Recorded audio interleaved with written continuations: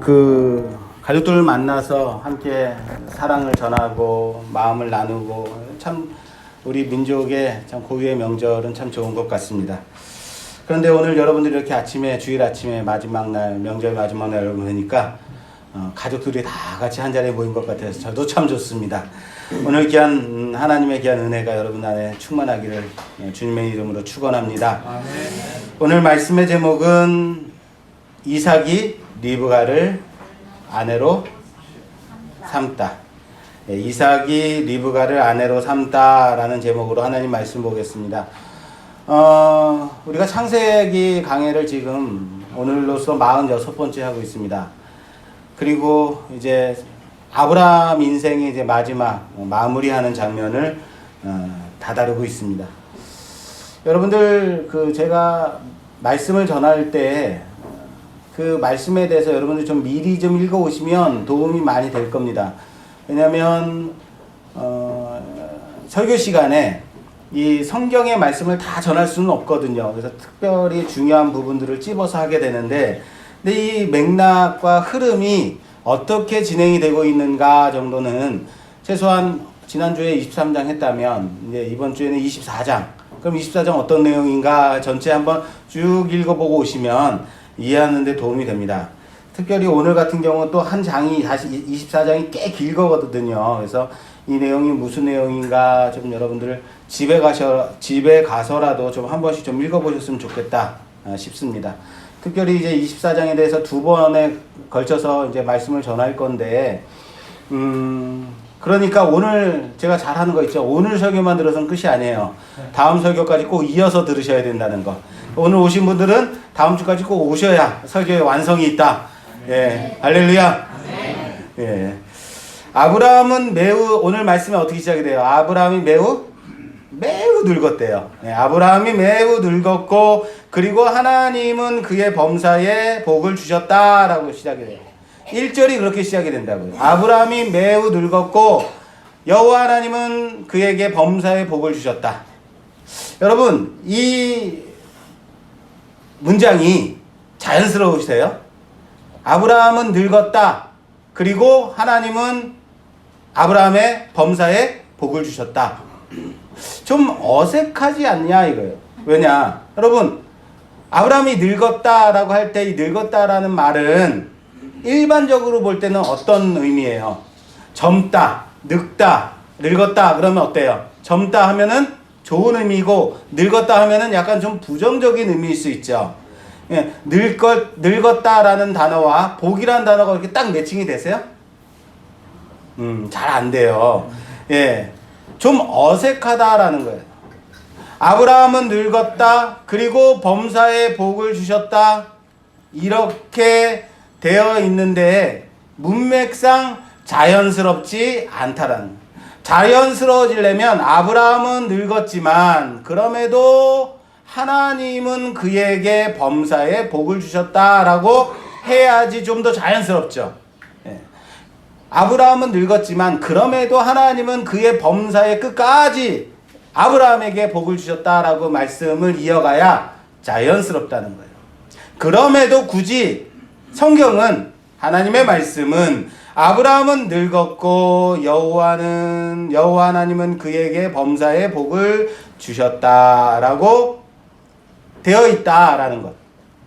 이것은 무엇이냐면 이 1절 말씀을 통해서 이렇게 24장이 시작하는데 1절 말씀으로 24장이 시작되는데 그렇게 1절로 아브라함이 늙었고 범사에 복을 주셨다로 시작하는 이유가 있다라는 거예요. 그 이유가 무엇일까? 오늘 본문 말씀을 통해서 이 1절을 통해서 보라라는 거예요. 그 이유를 지금부터 말해주겠다. 아브라함은 늙었음에도 하나님은 범사에 그에게 복을 주시는 그 이유, 아브라함이 복을 받은 그 이유가 무엇인가? 1절을 통해서 보라라는 거예요. 오늘 1절이 24장 전체를 이끌고 가고 있는 주절이다라는 거예요. 주요한 절이다라는 거예요. 그래서 오늘 우리가 이 1절을 통해서 함께 24장을 살펴보고자 합니다. 오늘 범사에 복을 더하시는 그 삶이 하나님이 범사에 복을 더하시는 그 삶이 어떤 삶인지 함께 교훈을 얻는 시간이 되기를 주님의 이름으로 부탁합니다. 복 받기 별로 원하시지 않는다라는 거예요. 네, 범사에 하나님의 복이 여러분들 가운데 충만하기를 원하신다면 오늘 정신 바짝 차리고 들으시는 여러분 되시길 주님의 이름으로 부탁합니다. 아멘. 아멘. 좋습니다. 자, 오늘 24장 1절은 여러분 성경 점자에는 나와 있지 않지만 보는 성경, 일반 성경에 보면 개역개정 성경 맨 앞에 어떻게 돼 있어요? 표제어라는 게 있어요. 이 표제어에 뭐라고 써 있어요? 이삭이 리브가를 아내로 삼다. 예. 이삭이 리브가를 아내로 삼다라고 표제어가 앞에 딱 붙어 있어요. 예, 주보에는 지금 그렇게 나와 있지 않지만 이삭이 리브가를 아내로 삼다. 그래서 오늘 제목이 이삭이 리브가를 아내로 삼다라는 거예요. 그런데요, 저는 이 표제어가 마음에 안 드는 거예요. 예. 이삭이 리브가를 아내로 삼다. 과연 24장 전체가 이삭이 리브가를 아내로 삼기 위한 어떤 노력, 능동적인 어떤 행위들, 그렇게 이삭이 열심으로 리브가를 찾기 위한 그런 수고, 이런 것이 과연 나와 있는가? 안 나와 있다는 거예요. 24장은 전체 몇 절로 되어 있냐면요, 67절로 구성되어 있어요. 길어요. 매우 길어요. 전체가 이삭이 어떻게 아내되는 리브가를 취하게 되었는가를 구구절절히 보여주고 있다라는. 그런데 중요한 것은 여기서 이삭이 리브가를 아내로 삼는 장면은 단지 62절 이렇게 되어 있어요. 그때의 이삭이 부엘라 헤로이에서 왔으니 그가 네게부 지역에 거주하였음이라 하고 이삭이 처음 등장해요. 62절에. 1절부터 62절까지는 이삭이 없습니다. 그리고 62절에 이삭이 왔다라고 하고 있고 여기서부터 67절 마지막 절 이삭이 리브가를 인도하여 그의 어머니 사라의 장막으로 들이고 그를 맞이하여 아내로 삼고 사랑하였으니 이삭이 그의 어머니를 장례한 후에 위로를 얻었더라. 할렐루야. 예, 이겁니다. 마지막 절까지, 다시 말해서 이삭이 등장하는 장면은 62절부터 마지막 67절까지 밖에는 없다라는 거예요. 단지 62절에서 67절 몇 절 말씀이에요? 6절 말씀. 6절 말씀에 불과하다는, 이삭이 리브가를 아내로 삼는 그 장면은 몇 절밖에 없다고요? 6절밖에. 그런데 오늘 개역개정 성경의 표제어가 이삭이 리브가를 아내로 삼다로 되어 있다. 그래서 저는 마음에 안 든다는 거예요. 성경에서 말하고자 하는 것, 그게 아니라는 거예요. 하나님 말씀에서 오늘 우리에게 전달하고자 하는 바가 그게 아닌데 표제에 그렇게 되어 있어서 리브가가 아내로 이삭이 리브가를 아내로 삼는 장이구나 읽고 끝 하면 안 된다라는 말. 그럼 하나님은 오늘 24장 이 긴 67절까지의 이 말씀을 통해서 우리에게 주시고자 하는 메시지가 과연 무엇일까? 그걸 찾아보고자 하는 겁니다. 24장의 내용은 이렇습니다. 전체 내용을 살펴보면 이렇습니다. 1절부터 9절까지는 아브라함이 자신의 노종 엘리에셀이죠. 노종에게 아들 이삭의 아내감을 찾아오라고 맹세를 시킵니다. 오늘 본문 말씀이야. 그리고 그 다음 10절부터 그 노종이 여행을 떠나는 그 행로가 나옵니다. 그리고 15절 이하로부터 리브가를 만나서 이 여자가 맞나보다 하고 확신하는 장면이 나와요. 그리고 28절 이하에부터 노종이 리브가의 집에 들어가서 일어난 모든 일들에 대해서 묘사되고 있는 장면이 나와요. 자, 어디에도 이삭이 능동적으로 리브가를 아내로 삼기 위한 장면이 있다 없다? 이 리브가 이삭이 주제가 아니라는, 주인공이 아니라는 거예요. 지금요. 이삭은 지금 등장하고 있지도 않는 거예요. 그래서 오늘 설교 제목과 성경의 표제어가 맞지 않다. 정확하게 말하고자 한다면 오늘 설교 제목은 복을 얻는 사람은 이라는 제목이 더 어울린다 봅니다. 뭐라고요? 복을 얻는.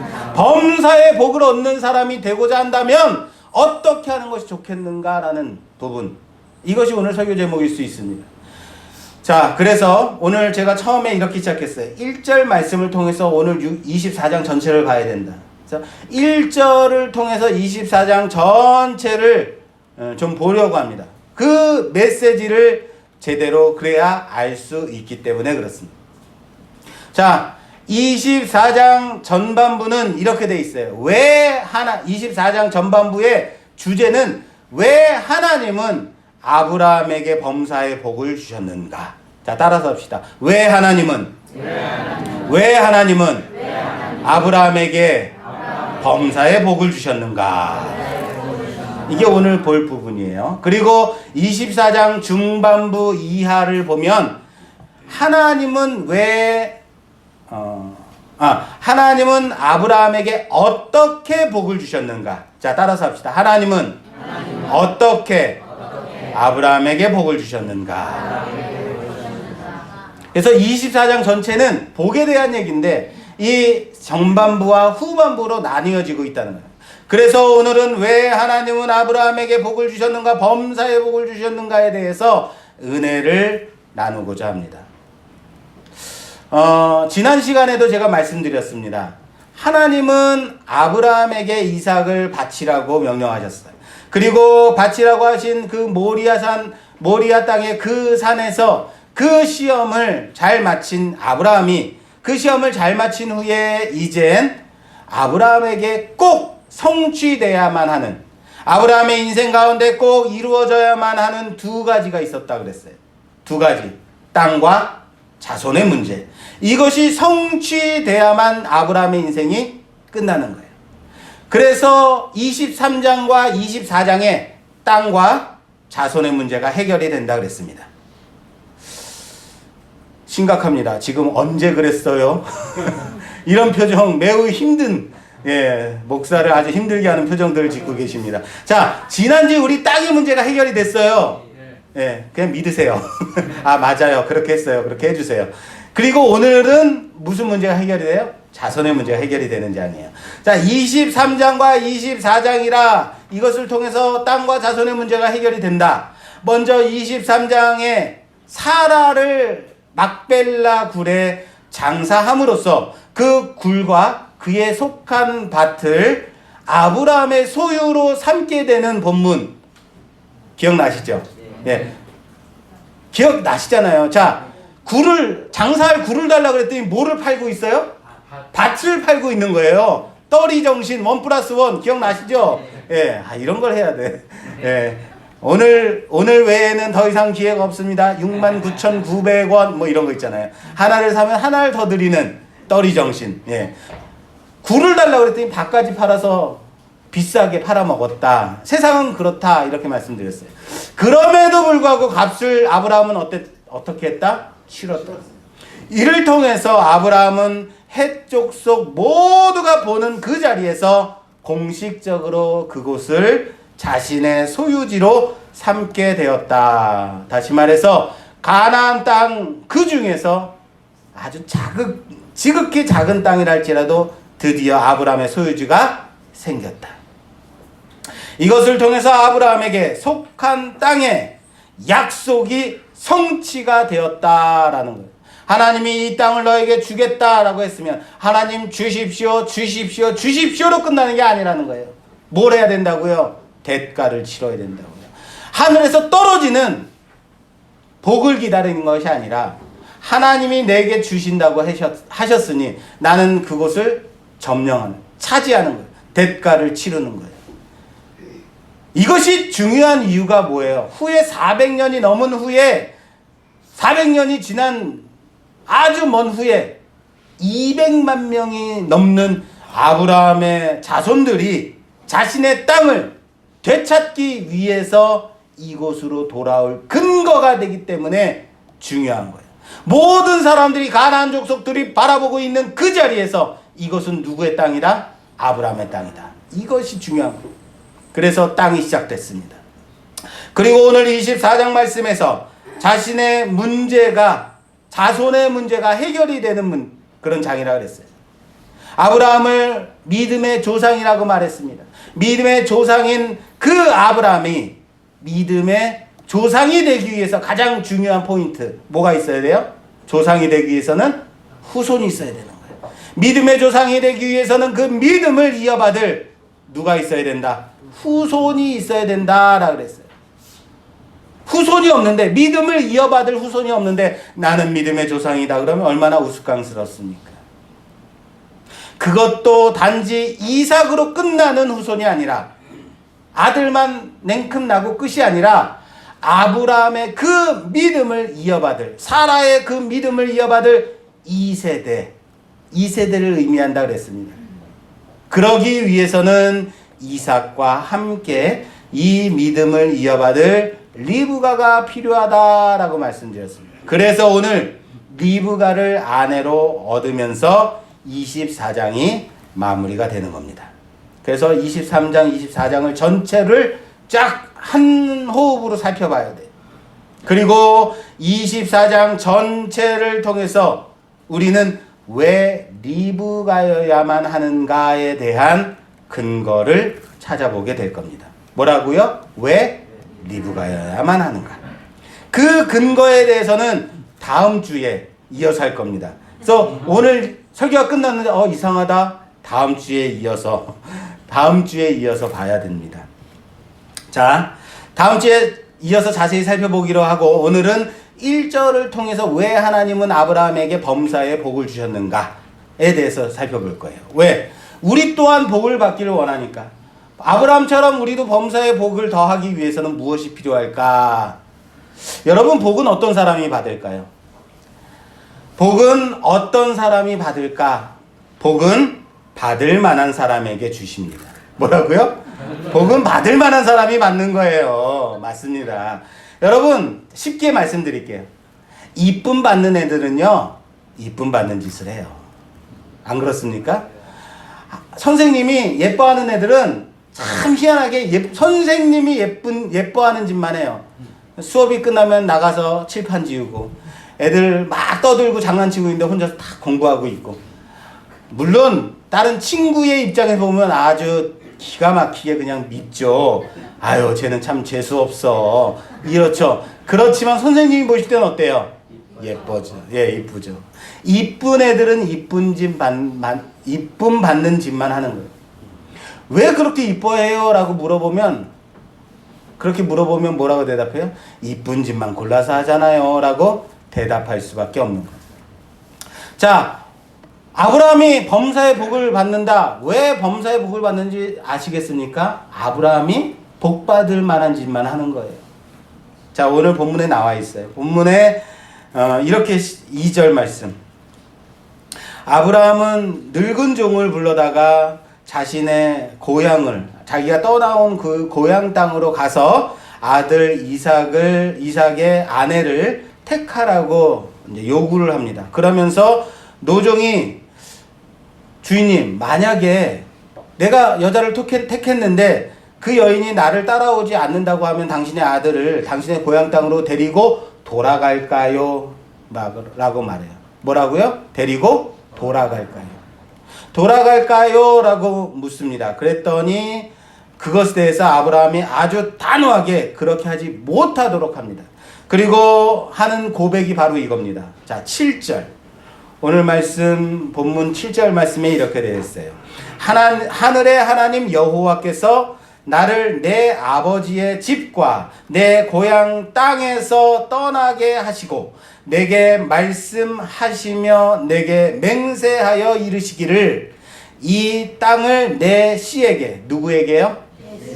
이 땅을 너의 씨에게 내가 주겠다라는, 이 땅을 너의 씨에게 주리라 하셨으니 그가 그 사자를 너보다 앞서 보내실지라.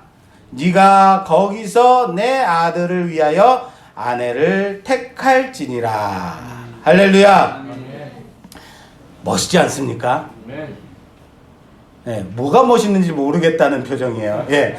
여러분, 가가지고 아내 될 만한 내 며느리감을 가서 택하고 오라는 거예요. 그런데 내가 그 종이, 아니 주인님, 내가 그냥 가가지고 여자만 데려오면 되는 겁니까? 그 여인이 당신의 며느리감이 맞는지 내가 어떻게 알아요? 만약에 그 여인이 안 온다 그러면 어떻게 해요? 라고 말해요. 그럴 때 아브라함의 고백이, 하나님이 이 땅을 나의 씨에게 주겠다고 맹세하셨어. 그러니까 이 땅을 나의 씨에게 주기 위해서 하나님이 사자를 먼저 보내실 거예요. 무슨 말인지 아시겠습니까? 내가 내 며느리감을 찾는 것, 믿음의 2세대를 택하는 것은 내가 아무리 발버둥 쳐도, 내가 아무리 용 써도 안 되는 일이라는 거예요. 내가 할 수 있는 일이 아니라는 겁니다. 믿음의 후손은 그 후손을 주시겠다고, 이 땅을 주시겠다고 맹세한, 약속한 하나님의 영역이라는 것을 아는 거예요. 그것을 안다는 거예요. 그것을 신뢰하는 겁니다. 아브라함은 평생을 통해서 이것을 배웠습니다. 그러나 우리와의 차이점이 있다는 거예요. 아브라함은 평생을 통해서 하나님을 신뢰하는 법, 하나님이 약속하신 것은 끝내 하나님이 이루실 것을 아는 거예요. 내가 아무리 힘쓰고 용쓴다 해도 되지 않는 거야. 하나님이 하시겠다고 했으니까 나는 너를 보내기만 하는 거예요. 하나님은 네 앞서 사자를 보내셔서 이 일을 이루시고 말 것이다. 이것을 믿는 겁니다. 사랑하는 여러분, 우리는 이것을 믿음이라고 말합니다. 그런데 우리가 아는 믿음은요, 우리가 생각하는 믿음은 내가 믿으니까 하나님이 다 해주실 거야 라고 믿는 거예요. 무슨 말인지 아시겠어요? 나는 그냥 아무것도 안 하면 돼 라는 거 생각하는 경향이 많아요. 왜? 하나님이 해주신다 그랬으니까 하나님이 하시겠지 라고 생각한다는 거예요. 하나님이 다 해주시겠지라고 하면서 나는 아무것도 하지 않는 것, 이것이 믿음입니까? 아니라는 거예요. 이것은 믿음이 아닙니다. 방관이에요. 여러분, 하나님이 내 자손 잘 되게 해줄게, 지혜롭게 해줄게, 형통하게 해줄게, 아멘 하고 가만히 있으면 됩니까? 고3이 공부하면 돼요, 안 돼요? 안 되는 게 어딨어요. 공부해야죠. 예, 나는 기도 열심히 하니까 공부 안 해도 하나님 대학에 딱 붙여주세요? 안 돼요. 그러면 공부는 해야 되는 거죠. 공부를 왜 합니까? 기도하면 되지. 공부할 시간에 기도해. 안 되죠. 예, 맞습니다. 여러분들이 먹고 사는 것을 위해서 일을 하세요, 안 하세요? 일을 해야죠. 하나님 앞에, 하나님 내가 먹고 살 고민하지 않고 살아가게 하옵소서, 미시옵니다 하고 일 안 하면 됩니까? 일해야 되죠. 우리가 모든 일을 할 때 준비해야 돼요, 안 해야 돼요? 해야 돼요. 왜요? 그 시간에 기도해야지 이렇게 말하면 어때요? 잘못된 거예요. 맞습니다. 믿음은 내가 기도 열심히 하고 그럼 이제부터 공부해야지, 준비해야지, 일해야지 이렇게 한다고 믿음이 부족한 거 아니라는 거예요. 여러분, 내가 자가용이 필요하다고 기도 열심히 하면 자가용이 떨어집니까? 자가용이 생깁니까? 하나님, 우리 차가 이번에 망가졌어요. 하나님, 좋은 자전거 자동차 말고 예, 자가용 주시옵소서. 그냥 40일 동안 금식 기도하면서 주시옵소서 하고 기도하면 자가용이 생긴다, 안 생긴다? 그런데 이상하게 생기는 사람도 있더라는 거예요. 배 아프게 생기는 사람도 있어요. 꼭 안 생기는 건 아닌데 안 생겼으면 좋겠는데 생기는 사람도 있어요. 예. 여러분, 하나님 하늘에서 떡이 떨어지게 하옵소서 하고 떡을 달라고 기도하면 떡이 떨어지나요? 안 떨어졌으면 좋겠는데 꼭 떨어지는 사람들이 있어요.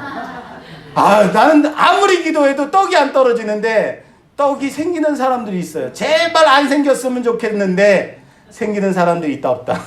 있다. 왜 기도하기만 하면 무엇이든 생기게 될까? 그런 사람들은 참 희한해요. 제가 시기심이 일어나는 거예요. 목사가 기도해도 안 되는데 그 사람은 왜 되는 걸까? 그런데 여러분 중요한 것은 뭔지 아십니까? 기도해서 생기기만 하면 문제가 생겨요. 뭐가요? 나는 아무것도 하지 않아도 된다. 그 기도만 열심히 하면 된다. 전도 안 해도 그냥 열심히 기도하면 그냥 스스로 전도가 되고 그럴까요? 그럴 수도 있다고요. 그런데 그렇게 되지 않는 경우가 매우 많다. 그렇게 내가 기도하지 않고 뭐예요? 내가 아무것도 하지 않고 기도만 열심히 해서 하나님이 떨어뜨려 주실 거야 라고 하는 것은 잘못된 믿음으로 나아갈 가능성이 매우 많다는 거예요. 내가 할 수 있는 것도 하지 않고 구하기만 하고 도리어 열심히 자신의 삶을 살아가는 정말 훌륭한 성도들을 향해서 손가락질하면서 너는 믿음이 부족해, 너는 믿음이 없는 거야 라고 하면 잘못되는 거예요. 그렇게 쉽게 말해요. 기도해. 기도하면 돼. 나는 정말로 삶 가운데 힘들고 어려워서 그냥 한 가지 직업 가지고는 살지 못하겠어가지고 투잡 뛰고 쓰리잡까지 뛰는 사람들 향해서 너는 믿음이 부족해. 기도해. 하나님이 주셔. 얼마나 속상한 일입니까? 사랑하는 여러분, 물론 그렇게 해서 되는 사람들도 있습니다. 여러분 삶 가운데서 그렇게 된 삶을 살아오셨다면 여러분 그렇게 사십시오. 이렇게 열심히 기도하십시오. 그러나 다른 옆에서 열심히 땀 흘려 살아가는 사람들, 열심으로 살아가는 사람들에게 절대 손가락질하거나 기도해, 나는 기도가 부족해 이런 말씀 하지 마십시오. 그런데요, 저는 안 생기더라는 거예요. 참 희한해요. 제 인생을 돌아보면 저는요, 대학 다닐 때도 주경 야독하면서 돈 벌면서 그렇게 대학을 다니고 신대원도요, 제 힘으로 학자금 마련하면서 신대원 그렇게 다녔습니다. 아니 다른 대학원생, 신대원생들은 교회에서 막 대주고 그런다는데 저는 한 푼도 딱 2번 받아봤어요. 근로장학생 그래서 10만 원 2번 받아봤어요. 학비는 400만 원이 넘는데 저만 그런 줄 알았더니 제 딸도 대학 들어갈 때 마이너스 통장까지 만들어가면서 열심히 딸도 아르바이트 해가면서 열심히 그렇게 벌면서 학자금 다 하나님 주시옵소서 했는데도 장학금 안 되더라고요. 심지어는 아무나 받는다고 하는 국가 장학금도 기도하면서 신청했는데도 됐다 안 됐다? 안 되더라는 거예요. 예, 물론 20만 원 2번 받아봤습니다. 딴 사람들은요, 주변의 친구들은요, 대학을 다니는데 요즘은 대학의 장학금 제도가 아주 많대요. 그래서 장학금을 받으면서 등록금뿐만 아니라 용돈까지 쓴다는 거예요. 얼마나 부러운지 몰라요. 친구들이 말합니다. 그거 다 주는 거야 라고 말하는데 저는 안 되더라는 거예요. 그런데 사랑하는 여러분, 중요한 게 뭔지 아십니까? 중요한 게 바로 다 해내더라라는 거예요. 끝까지 보면 다 하고 말더라라는 거예요. 그런데 여러분, 그렇다고 그게 내가 했다라고 하면 될까요? 하나님, 내 힘과 내 능력으로 내가 다 해치워버리고 말았습니다. 하나님, 나 이런 사람입니다. 이렇게 말하면 되는 겁니까? 하나님, 내가 돈 벌었잖아요. 하나님, 아무것도 하지 않으셨잖아요. 라고 말하면 되냐고요? 안 되는 거예요. 결과적으로 하나님이 하게 하셨다라는 것을 고백하는 거예요. 그게 신앙입니다. 중요한 원칙이 있습니다. 뭐예요? 하나님이 필요한 자들에게는 그 필요한 것만큼 채우시는 하나님. 그러나 할 수 있는 자들에게는 하게끔 해주시는 하나님이라는 사실을 믿으시길 바랍니다. 그게 신앙이에요. 아브라함이 이것을 알았습니다. 무엇을요? 아브라함은 이삭의 아내를 택하기 위해서 중요한 원칙이 있었다라는 거예요. 그 원칙이 이 땅에서 아내를 취하지 않는 것. 뭐라고요? 이 땅에서 아내를 취하지 않는 것. 그리고 두 번째, 그곳으로 아들을 데리고 돌아가지 않는 것. 이 두 가지 원칙을 지키는 거예요. 그것만 지키면 하나님이 이루시리라. 할렐루야. 이 두 가지 원칙만 지키면 하나님이 하시리라는 것을 믿는 거예요. 이 두 가지 원칙으로 종을 오늘 보내고 있습니다. 그리고 며느리감을 택하라고 하고 있습니다. 그러면 하나님이 사자를 먼저 보내셔서 이 일을 이루시고 말리라는 확신을 하고 있다라는 거예요. 나는 나의 일을 하면 되는 겁니다. 그리고 하나님은 하나님의 영역에서 하나님이 하실 일 가운데서 하나님의 하실 일을 하시는 겁니다. 나는 나의 일을 감당하고 내게 맡겨주신 사명을 감당하고 살아갈 때 하나님이 그 가운데 하나님께서 하실 일을 충만히 채우신다는 사실을 믿으시는 여러분 되시기를 주님의 이름으로 축원합니다. 내 삶이 하나님의 뜻 가운데서 선으로 인도되어지도록 그 열심으로 하나님께서 인도하신다는 사실을 믿으시길 바랍니다. 우리는 이것을 믿는 거예요. 이것을 신뢰하는 거예요. 이것이 바로 신앙입니다. 오늘 아브라함은 그런 믿음을 가지고 노종을 자신의 아들의 며느리감, 아들의 아내감을 삼을 것을 명령하고 있습니다. 그리고 보냅니다. 그것도 바로 옆 동네 중화동도 아니고 상봉동도 아니고 저 멀리 내가 그 옛날 떠나왔던 62년 전에 떠나왔던 그 고향으로 보내고 있습니다. 여러분, 실패하면 어떻게 될까요? 노종이 며느리감을 데려왔는데 아주 엉망이야. 야, 너는 데려와도 어떻게 이런 여자를 데려오냐. 이러면 어떻게 할 거예요? 어떻게 해요? 야, 이거 실패하면 어떡하지? 이번에 가면 내가 정말 이제 기운이 없어서 살 날이 얼마 안 남았는데 어떡하나? 그러나 아브라함이 확신하는 것은 내가 나의 원칙, 하나님께서 내게 주신 원칙만 지키면 하나님이 이루시고 말리라는 것을 믿는 거예요. 저 같으면요, 내가 확신해야 된다고 제가 직접 가서 내 아들의 신부감, 우리 가문의 신앙을 이어받을 만한 그 믿음의 2세대를 이어받을 만한 그 신부감을 내가 직접 손보고 데려와야 될 것 같아요. 그럼 마음이 놓일 것 같아요. 그런데 여러분, 내가 가서 이 여인이다, 이 여자다, 이게 며느리감이다라고 데려오면 우리가 보면 알든가요? 딱 한눈에 보면 알 수 있습니까? 한눈에 딱 봤더니 맞아, 신앙 열심히 갖고 내 아들을 위해서 기도해주고 시부모님 잘 모시면서 살아갈 며느리 맞아, 그렇게 확신할 수 있어요? 정말 마음에 확 들어서 데려왔는데 나중에 후회하지 않을 자신 있으세요? 내가 보면 알 수 있느냐라는 거예요. 여러분들이 사람을 보면 확실히 알 수 있어요? 있어요? 없죠. 바로 그겁니다. 아무도 장담할 수 없다는, 모를 일이라는 거예요. 우리의 영역이 아니라는 거예요.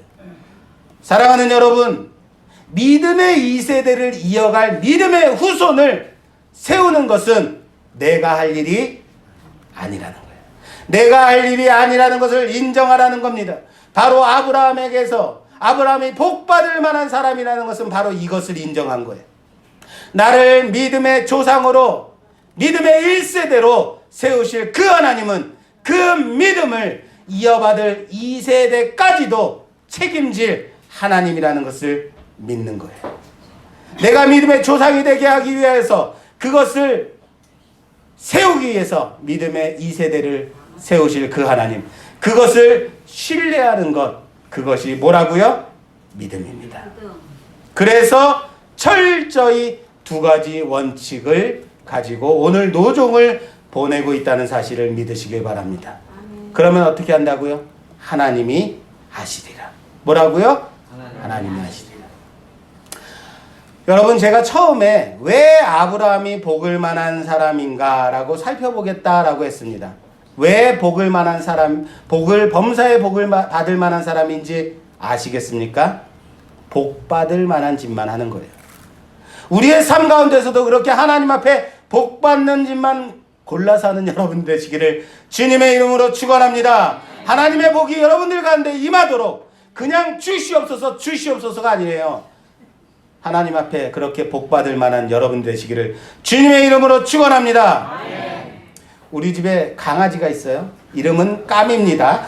다 외우셨죠? 이름이 뭐라고요? 까미예요. 제가 팔에 이렇게 안으면요, 얘가 지가 떨어질까봐 발발발발 떱니다. 그러면서 그것도 손이라고 앞발로 제 팔을 꽉 움켜쥐고 발톱까지 세우면서 꽉 붙들고 있어요. 어때요? 발발발발 떨면서 손에 힘을 꽉 쥐고 있는 모습을 보면 안타까워요. 왜 그렇게 꽉 쥐고 있겠어요? 왜 발발발발 떨겠어요? 그렇죠. 떨어질까 봐요. 무서운 거예요. 저를 신뢰하지 않는 거예요. 절대 편안하게 안겨있지 않더라는 거예요. 제가 까미를 보면서 말합니다. 에라이 믿음 없는 강아지야. 네. 우리의 자녀들을 우리가 가슴에 품으면 아이가 내 품에 안겨서 방긋방긋 웃으면 어때요? 그 웃음이면 모든 것이 해결이 돼요. 그쵸? 마음이 편안해지고 너무 좋습니다. 내 안에 문제가 있었어도 피곤한 몸으로 왔어도 그 방긋방긋 웃는 모습을 보면 눅눅듯이 모든 피곤이 사라져요. 안 그래요?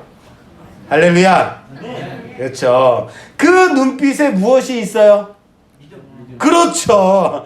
아이는요, 나를 무한히 신뢰하는 겁니다. 결코 자기 자신을 떨어뜨리지 않는다는 것을, 포근하게 감싸 안아줄 것을 아는 거예요. 우리는 이것을 믿는다라고 말할 수 있겠지만 아는 거예요. 바로 믿음의 관계가 형성된 그겁니다. 아이를 품에 안았는데 만약에 아이가 떨어질까봐 바둥바둥대고 무서워서 발버둥치고 그러면 아이를 안아줄 수 있겠습니까? 힘주고 버팅기고 아빠의 옷깃을 붙잡아 당기고 그러면 제대로 안아줄 수 있을까요? 안아줄 수 없어요. 아이가 부모의 품에 안길 때에 중요한 원칙이 있어요. 온몸에 힘을 빼는 거예요. 그리고 긴장을 풀고 그냥 안겨 있으면 되는 겁니다. 부모를 무한히 신뢰하면 된다는 사실이에요. 사랑하는 여러분, 우리가 하나님의 사랑 안에 그 은혜 가운데 거하기를 원한다면 하나님이 하실 것을 무한히 신뢰하면 됩니다. 하나님이 붙드실 것을 믿으면 됩니다. 나보다 나를 더 잘 알고 계신 그 하나님이 나의 필요를 나보다 더 잘 알고 계신 그 하나님이 나의 필요를 알고 내 나아갈 바를 더 잘 알고 계셔서 나를 인도하실 것을 믿고 나아가는 여러분 되시기를 주님의 이름으로 축원합니다. 아멘. 그런 인생을 하나님이 범사의 복을 더 하실 겁니다. 그렇게 신뢰하는 자를 하나님이 더 축복해 주실 것을 믿으시는 여러분 되시기를 주님의 이름으로 축원합니다. 그 인생 앞서 하나님의 사자를 보내시어 믿음 가운데 걸어가도록, 하나님 뜻 가운데 살아가도록 그 앞길을 열어주실 것입니다. 아브라함은 두 가지 원칙을 알고 있었습니다. 이 땅의 여인을 취하지 말라. 내가 내 아들을 그 땅으로 데리고 가지 마라. 우리 또한 하나님 앞에 지킬 원칙 지키면서 범사에 복받는 그런 인생 되기를 주님의 이름으로 축원합니다. 축원합니다. 하나님 붙들고 하나님이 하실 일 바라보며 우리 삶 가운데 성실히 최선을 다하며 살아가는 우리 모두가 되기를 주님의 이름으로 축원합니다. 축원합니다. 이 시간 우리 함께 말씀 생각하며 기도하는 시간 갖도록